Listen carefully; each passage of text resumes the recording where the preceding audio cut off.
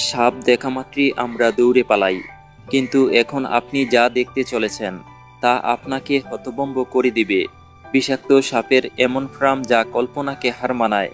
চীনের এই ফার্মগুলোতে এত বিশাল পরিমাণ সাপ চাষ করা হয় যা দেখা মাত্রই শরীর শিউরে ওঠে। এমনকি এখানে সাপের রক্ত দিয়ে জুস তৈরি করা হয়, যা খেলে আপনার শরীরে এমন কিছু ঘটবে যেটি জানার পর আপনার গায়ের লোম খাড়া হয়ে যাবে। আমরা এই ভিডিওতে দেখব চীনে কিভাবে এই বিষাক্ত সাপের চাষ করা হয় এবং সাপ দিয়ে কি তৈরি করা হয়। বিস্তারিত আলোচনা যা আপনাকে ভয়ানক অভিজ্ঞতা দিবে, তাই ভিডিওটি শেষ পর্যন্ত দেখতে থাকুন।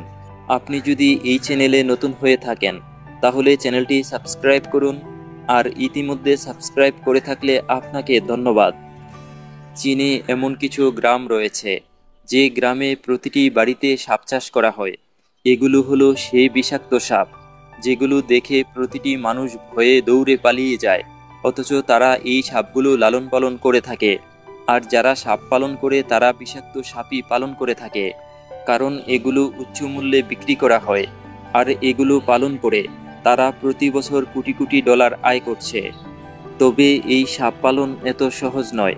সাপ পালনকারীদেরকে গভীর জঙ্গলে যেতে হয় সাপ শিকার করার জন্য। এরপর তারা জঙ্গলের ঝোপঝাড় কিংবা মাটির নিচ থেকে সাপ সংগ্রহ করে তারপর তারা একটি ফার্ম তৈরি করে।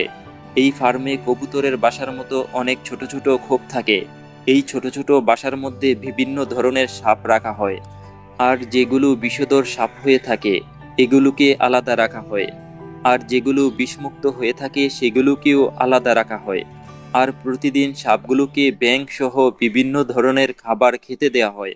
সাপের জন্য যে ঘর প্রস্তুত করা হয় তার মধ্যে বালি দেয়া হয়, যাতে সবাই আরাম করে বসবাস করতে পারে এবং ঘরের মতো অনুভব হয়। এছাড়া সেখানকার তাপমাত্রা গরম রাখা হয়। যখন এদের ডিম পাড়ার সময় হয়ে যায় তখন এগুলোকে আলাদা একটি জায়গায় নিয়ে যাওয়া হয়, যেখানে ডিম পাড়ার সমস্ত ব্যবস্থা থাকে। এই ডিম থেকে বাচ্চা বের হওয়ার আগ পর্যন্ত এই সমস্ত সাপগুলো সেখানে থাকে। তারপর এই ছোট ছোট সাপগুলোকে আলাদা করা হয়। যখন এই সাপগুলো আস্তে আস্তে প্রাপ্তবয়স্ক হয়ে যায় তখন এগুলোর মধ্য থেকে বিষ বের করা হয়। পরে এই বিষ ঔষধ কোম্পানি কিনে নেয়, আর এখান থেকে তারা কোটি কোটি ডলার ইনকাম করে। আর এই সাপের বিষ দিয়ে সাপের অ্যান্টিভেনম তৈরি করা হয়। কাউকে সাপে কাটলে এই অ্যান্টিভেনম ব্যবহার করা হয়।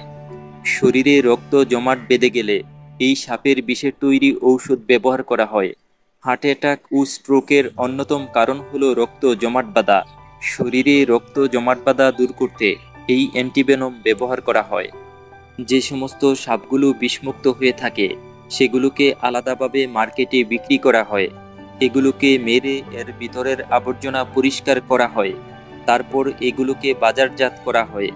এই সাপ দিয়ে বিশেষ স্যুপ তৈরি করা হয়, যা চীনের মানুষের কাছে বেশ জনপ্রিয়। বিশেষ করে চীন, থাইল্যান্ড, জাপানিদের কাছে সাপের মাংস ও স্যুপ খুবই জনপ্রিয় একটি খাবার।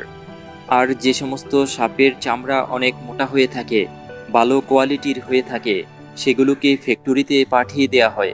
ফ্যাক্টরিতে সাপের চামড়া দিয়ে বিভিন্ন কিছু তৈরি করা হয়।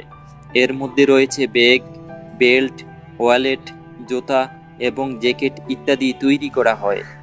এগুলো নিজের দেশের পাশাপাশি আন্তর্জাতিক মার্কেটে বিক্রি করা হয়, যেখান থেকে কোটি কোটি ডলার আয় করে থাকে। এছাড়া এই সাপগুলোর রক্ত আলাদাভাবে সংরক্ষণ করা হয়। এগুলো চায়নার মানুষ শরবত করে খায়। তাছাড়া থাইল্যান্ডে সাপের রক্তের স্পেশাল জুস খাওয়া হয়, আর এটি খাওয়ার পর বৃদ্ধরা যুবকের মতো হতে পারে। আর সাপের পিত্তথলি ফেলে দেয়া হয় না, এগুলোকে আলাদাভাবে রৌদ্রে শুকানো হয়, আর ঐতিহাসিক ঔষধ বানানোর জন্য ফ্যাক্টরিতে পাঠিয়ে দেয়া হয়। এই সাপের পিত্তথলি দিয়ে অনেক ইম্পর্ট্যান্ট ও দামি ঔষধ বানানো হয়। মোট কথা হলো সাপের কোনো কিছুই ফালানো হয় না। তবে বন্ধুরা, ভিডিওটি কেমন লেগেছে কমেন্টে জানাতে পারেন। ভিডিওটি শেয়ার করে দিন, আর আমাদের সাথে থাকার জন্য ধন্যবাদ।